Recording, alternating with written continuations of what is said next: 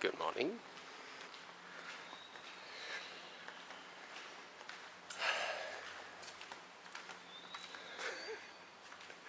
This is my neighbor's C4S Cabrio. The other day I noticed his front right indicators dropped off. Very common thing for 996. And I was like, oh, poor thing, he dropped his front right indicators. And voila, I dropped mine as well. And yeah. And let's look at this side. I think it's work in progress. It's gonna drop soon. It's a common thing for 996. I heard from some friends that even the entire tail lamp falls out. Yep. German engineering. But to be fair, this was the era when Porsche was almost bankrupt and Porsche was really poor.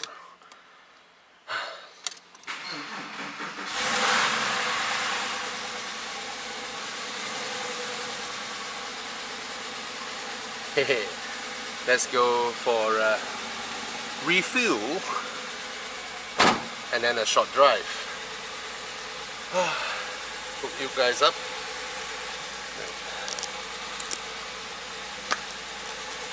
Sorry, gonna flip you guys again. Oh. Hope it fits well over here or here. Yep. That's the thing with convertibles.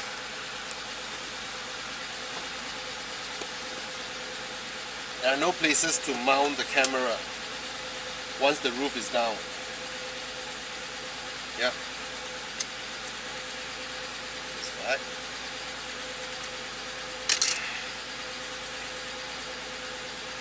Loose bits of plastic. This should be from the cup holders. Oh no! Oh well. Things happen.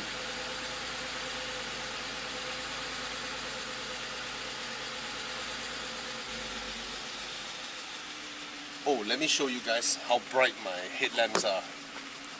So, these activate the daytime running lights, and then now the headlights. Boom! So there is this company called CSB Pro in Malaysia. They swap out your projector bulbs to these high-powered laser bulbs. So you can contact them. They do overseas businesses as well. But it's already 8:15 in the morning, so I don't need them. Alright?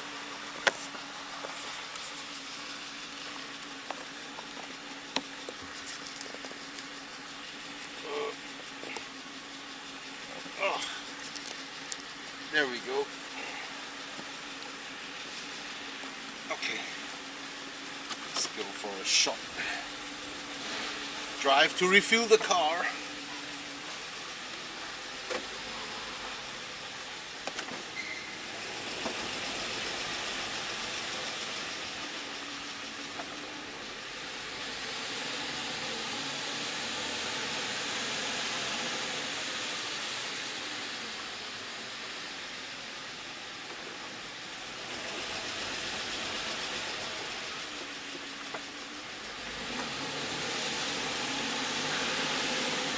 Oh, it's a very sunny morning.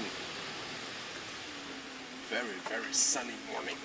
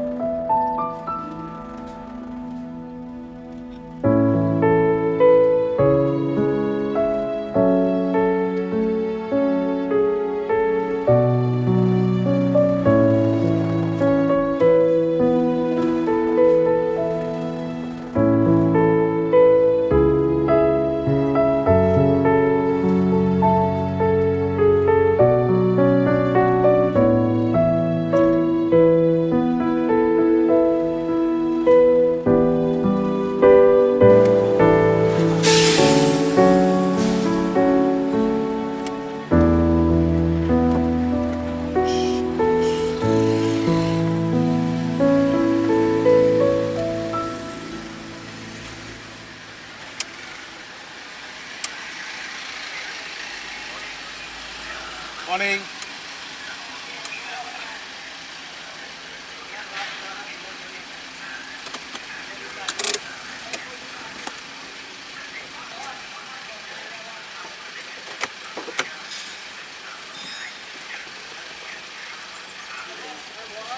Morning.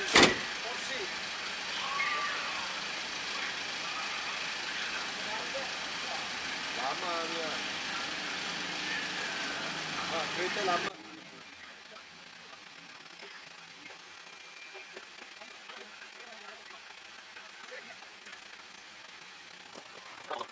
Half cover that sits on top. It's ridiculous. See? Huh? Oh, thank you. Boleh.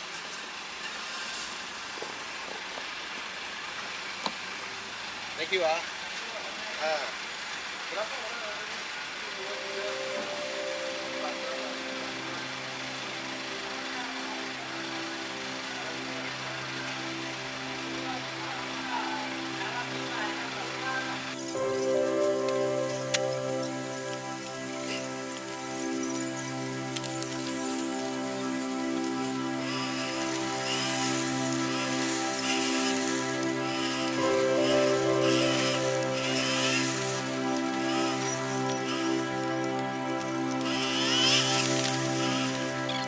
A neglected old 20-year-old car, and it drains money from you. It drains a lot of money from you.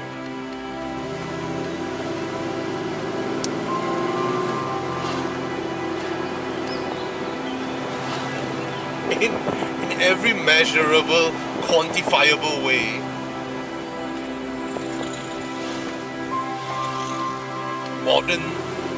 Modern EV cars are so much faster, so much more comfortable. You know, the funny irony is,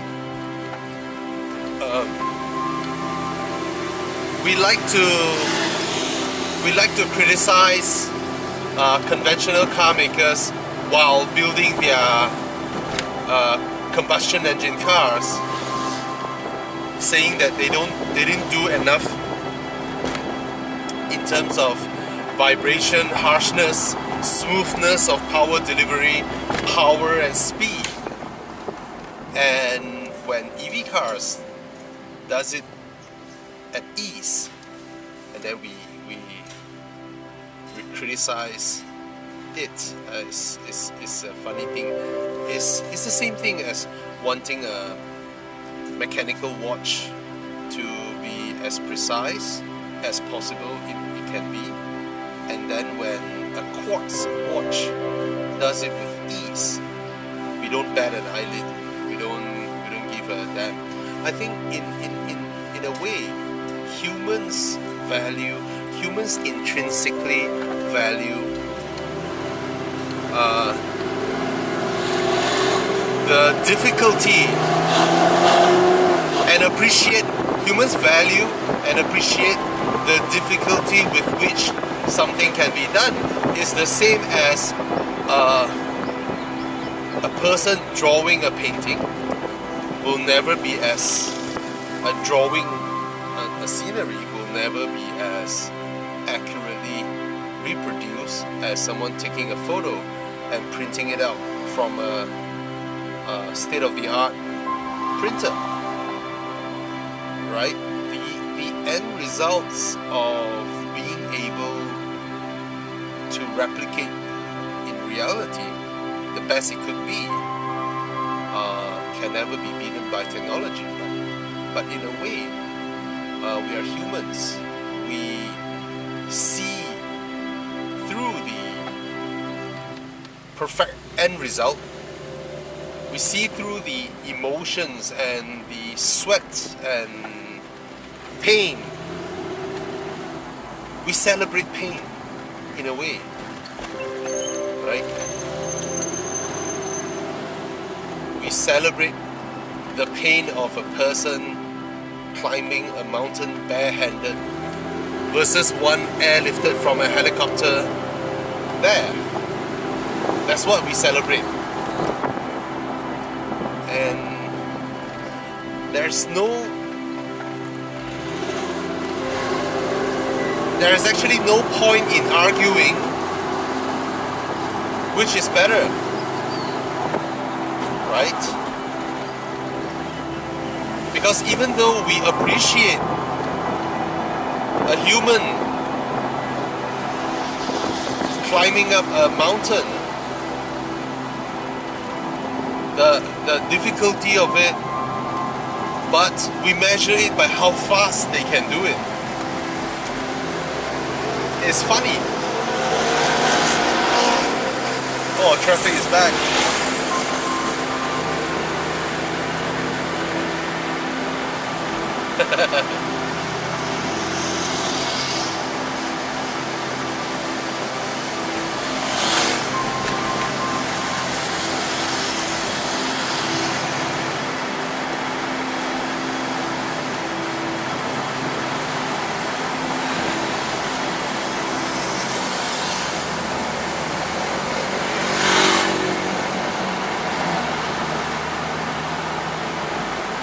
It's the same with carving, right?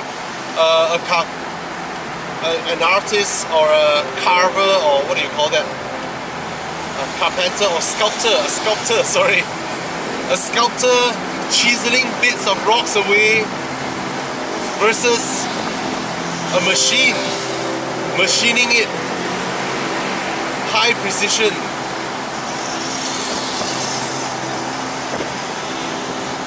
It's the same.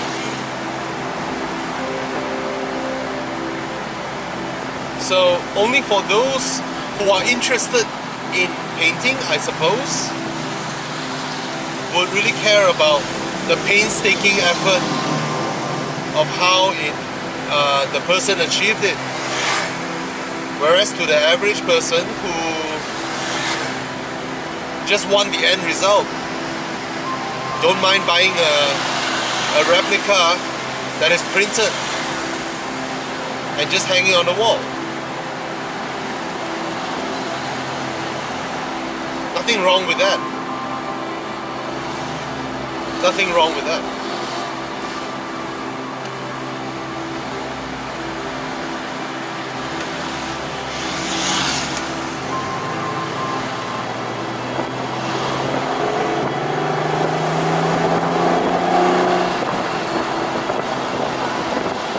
It's like the sound of this car.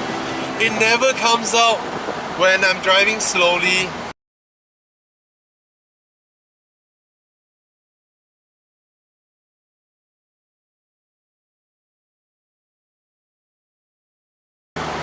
It will only reward me if I give it enough grunt, give it enough rev. What are you doing?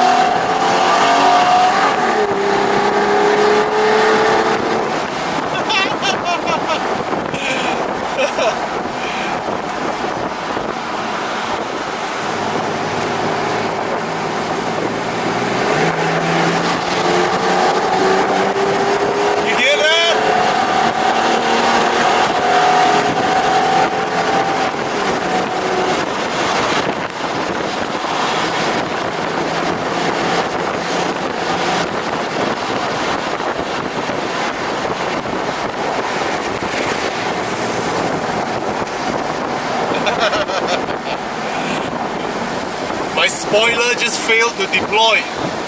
I think something stuck there. Because when I got the car, I sent it for a restoration. Not restoration, I mean my workshop Prestige helped me to fix up everything. And unfortunately, it was hit by a Perodua Alza, I think. And or a Beza, I forgot. Then the rear panels were a little bit misaligned, and then of course, as time goes by, we'll be able to fix it. You know, the spoiler motor definitely works. It's just that when it felt resistance, it sort of cancelled the operations, I believe so. Right? So, but I'm so happy with the car now. I mean, it's an ongoing process, you know. Now the car looks great. The engine has been rebuilt. The suspension, the arms and all that has been redone. The air cons were serviced. The roof was rebuilt. Quite a bit of things going on. And at the same time, quite a bit of things fall off as well. But I'm a car guy, so I put it this way. I no longer want disposable cars, which means buy, use, sell and throw. I want cars that I can keep for life if I can, if I'm lucky enough, that I can take care of and I can pass it to my children as time goes by. So yeah. So I have to work hard, because reality is reality. When you are in your prime, let's say 30s to late 40s, right? I mean, it depends on industry. I'm in the advertising and media industry. So when you're in your 30s and 40s, that would be your prime per se. But you cannot guarantee you will be the same when you reach your 50s, because more often than not in advertising and media, the youngsters always beat the old people. So I'm not sure by then would I be in a position to take care of these cars. That I do not know yet. Or the front end is very light when I give it a moderate push. That's classic Porsche. The old Porsches are always like that. Oh, I can't brake in time, sorry, yellow light. I did not run a red light. And I love the tires, the PS4S fitted. And these wheels, these beautiful wheels from DRC Performance Wheels, fantastic. They look amazing. The finishing is amazing. And I just love it. And it transforms the car. It makes the car from neglected, I mean the headlights and the wheels, and the whole car was resprayed. Transformed the car. So there was just a little bit of a trim piece over here that is still shipping from overseas. Get it fixed, get the indicator lights and all that back in place. The brakes, I had it changed to steel braided hoses. Performance brake fluids. It's not that I drive fast, this car isn't fast by any measure. I mean, at its current state, it's not fast by any measure, but when it came out, it beat the R34 GTR stock versus stock. Alright. So it's just lovely. Lovely short drive. Yeah, the brakes are firm now, but really nice. Oh, speed bump. Oh.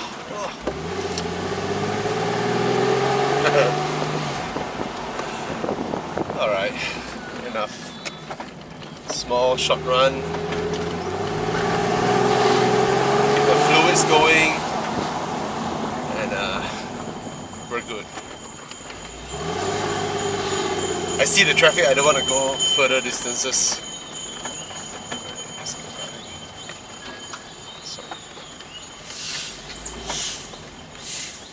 Thank you. Thank you.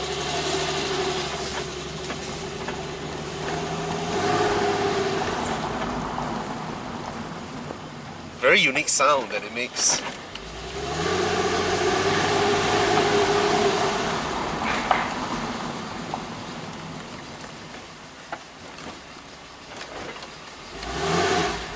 Oh, my neighbor really bought an Audi RS5. Beautiful. Oh, what a lovely car. Those modern cars are amazing. The 2.9 liter from the VAG group.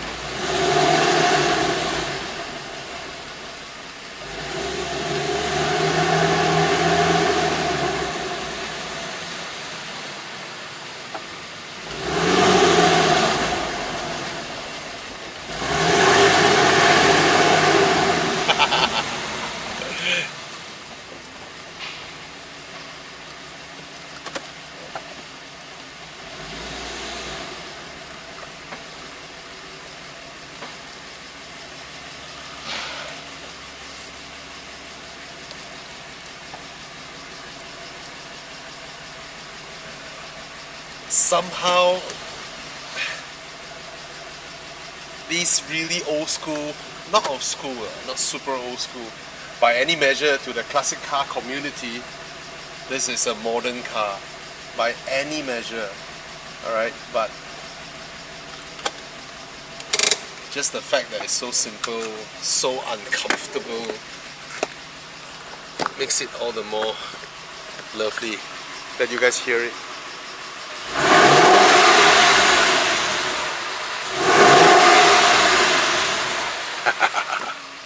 I'm just glad. Thank you so much, Prestige. This is the workshop that I send my car to. Every time they send the car back, they put a little handkerchief and a bottle of water in your car. At first you're like, oh, do they need to? But when you're thirsty, halfway through a morning drive, you kind of appreciate it. And sometimes bird droppings on your car, I've more than a dozen times whereby suddenly I saw a bird dropping, and at my disposal I have a bottle of water, tissue, for me to wipe it off. Love it. I'm so happy. So yeah, take some time, but eventually I will nurture this car back to health, and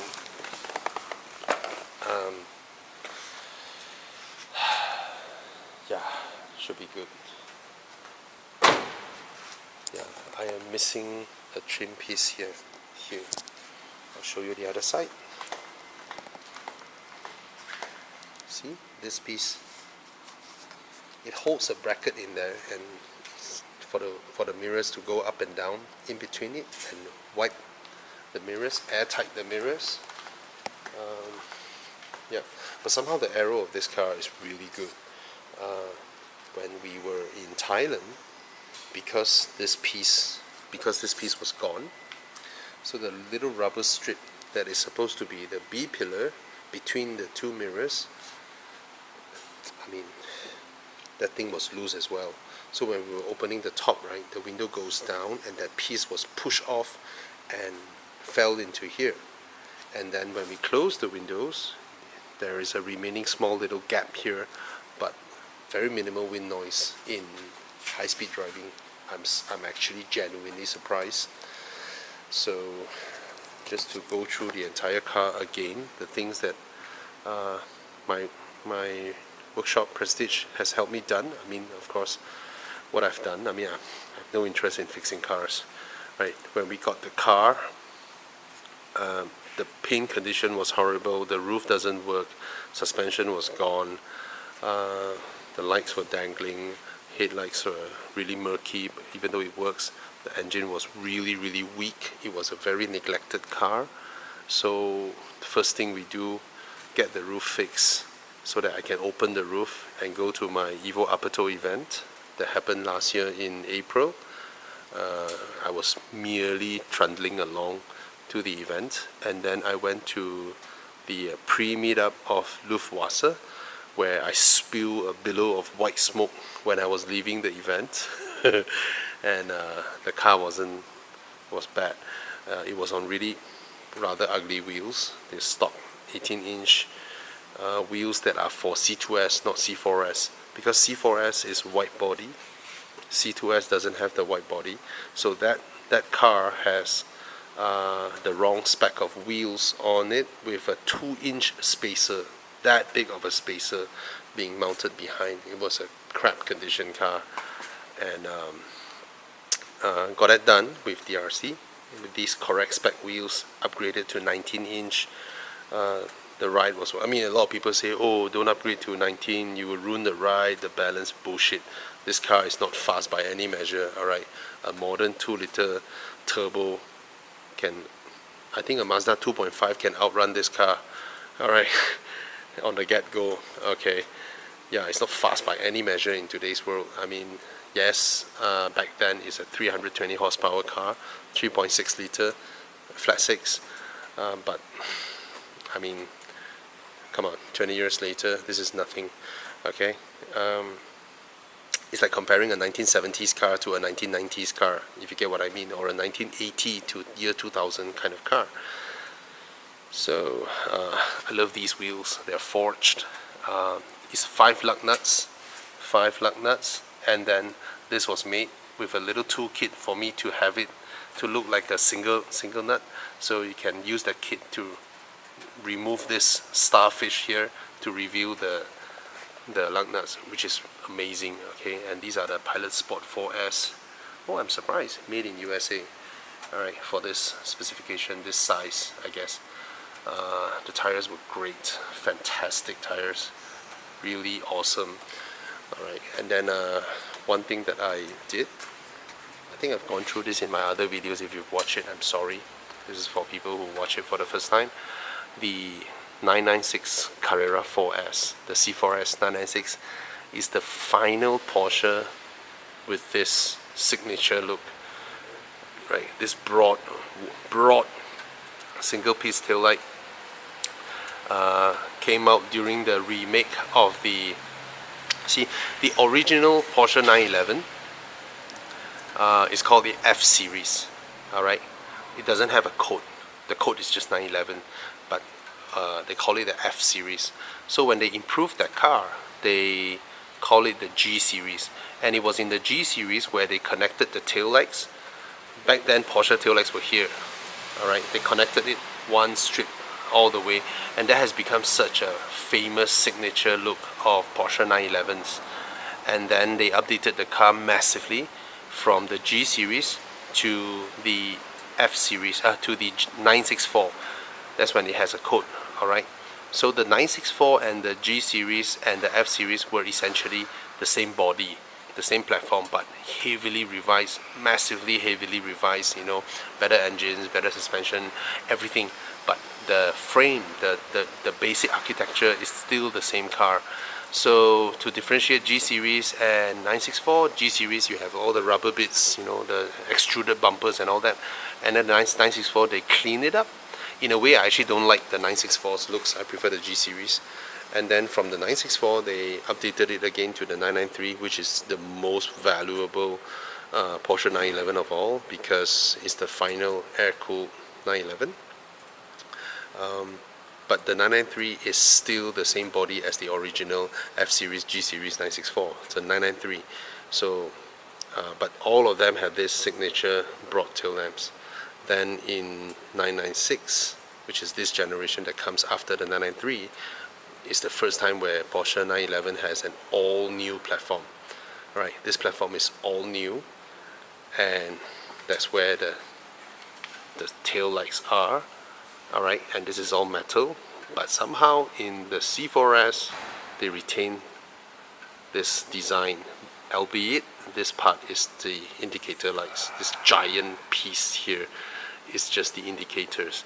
So one thing why I love this, the 996 C4S, is that I can actually cover this part, and the tail lights only light up here.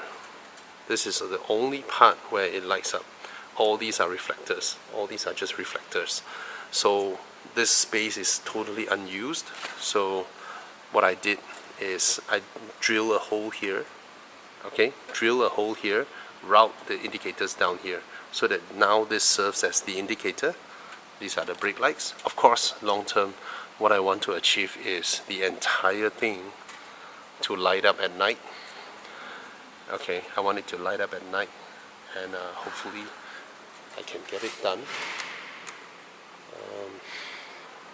Yeah, so now it looks exactly the same, because this was stickered and painted over. Okay, so that it's not even transparent now. Some people leave it transparent, you know, they put a tint over it, but no, I want to go all the way. So it has this really good looking single piece tail lamp look.